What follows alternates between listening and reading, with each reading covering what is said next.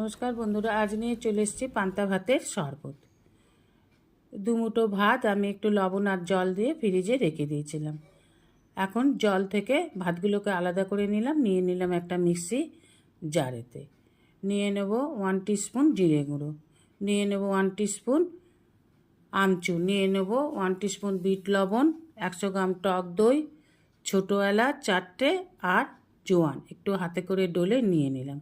এবার এই সবগুলোকে পেস্ট করে নিয়ে এসছি। একটি পাত্রের মধ্যে পেস্টটাকে ঢেলে নেব। পান্তা ভাতের জলটা দিয়ে মিক্সির জারটাকে ধুয়ে নিয়ে নেব। পান্তা ভাতের জলটা কিন্তু আমি ফেললাম না, মিক্সির জারটা ধুয়ে নিলাম।